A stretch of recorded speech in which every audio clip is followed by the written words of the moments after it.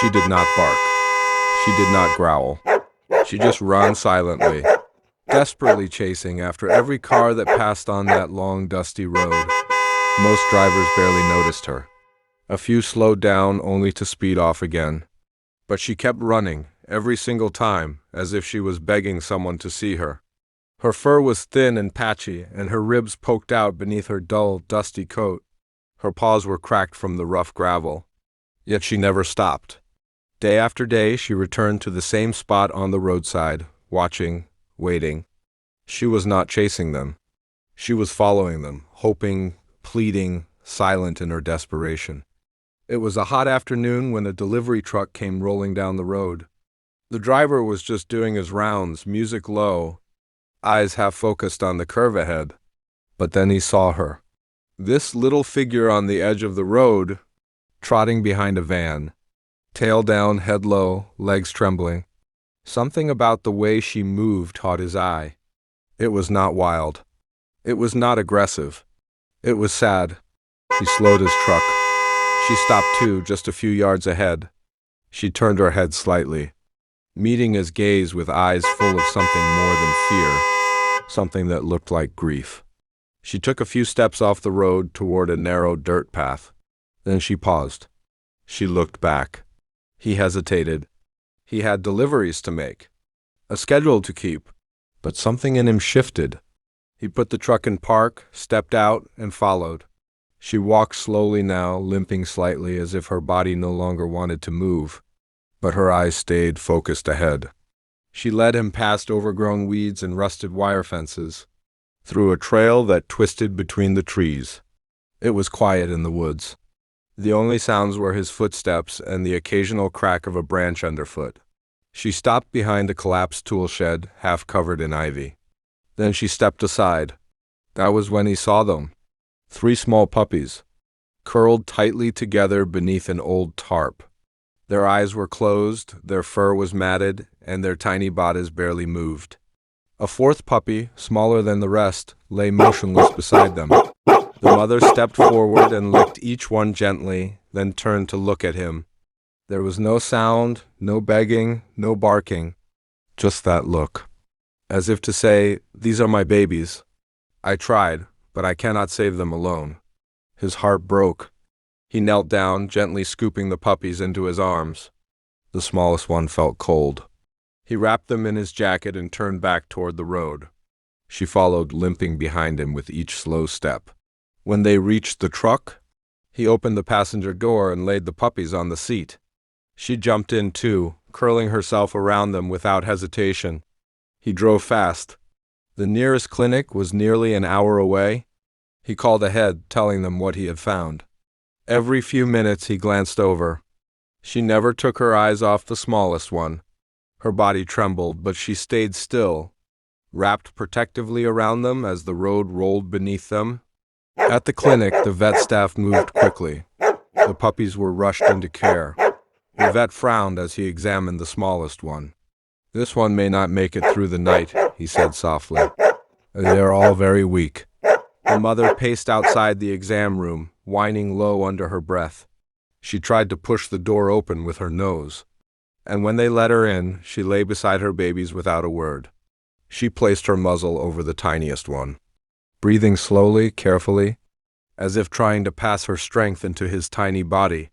The man who brought them stayed too, sitting quietly in the corner of the clinic, watching this silent act of love unfold before him. He had never seen anything like it.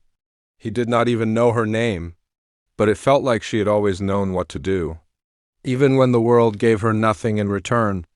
That night passed slowly. The clinic stayed quiet. The mother did not sleep. The smallest puppy stirred once, then again. His breath came quicker. By morning, his tiny legs twitched and he opened one eye. The vet smiled as he checked on them.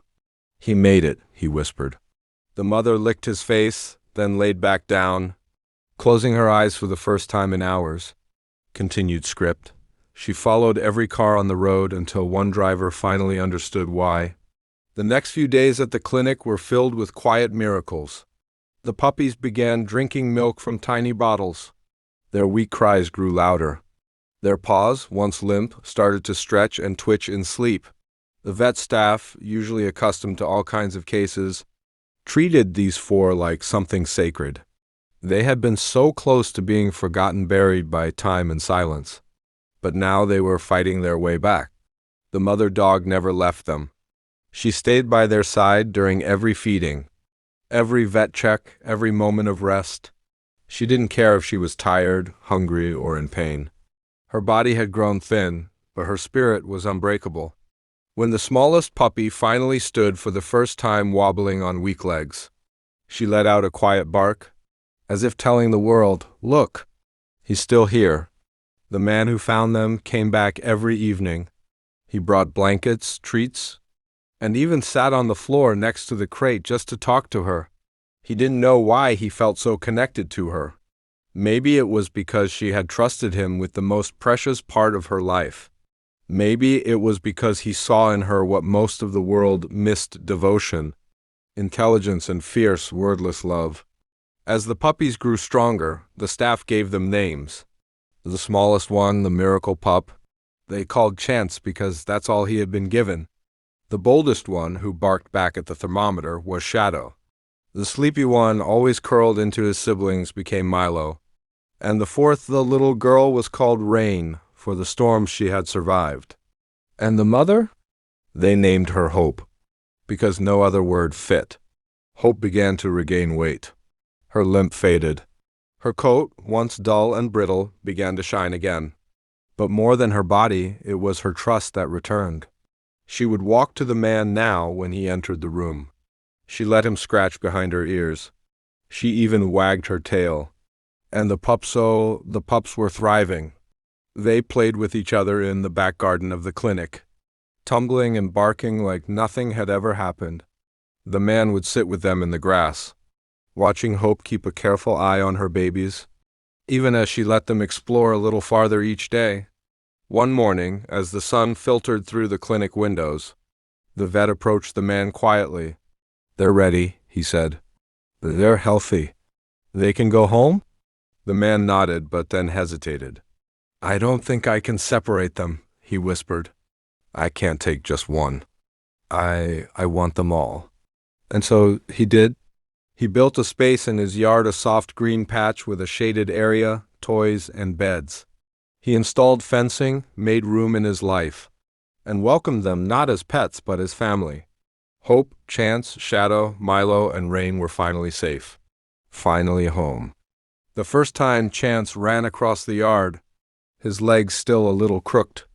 Hope chased after him, not to scold, but to celebrate. She barked joyfully, nuzzling him when he fell. And the man stood nearby, tears in his eyes, watching the life that had bloomed from one small act of listening. Because sometimes all it takes to change everything is one person stopping. She followed every car on the road, not because she was lost, not because she was hungry, but because she was trying to speak without words. She needed someone to see her, hear her, understand what her silence meant. And someone did. This is what courage looks like in fur and four legs. This is what love sounds like when it doesn't need a voice. And this is what happens when you decide to turn around and follow. If this story moved you, share it. Let people see what a mother's love can do, and how one moment of kindness can change 5 lives forever. Like, subscribe, and help us tell more stories like this one, because every silent cry deserves to be heard. And if you see someone chasing hope, don't. Drive past, stop, you might be their only chance.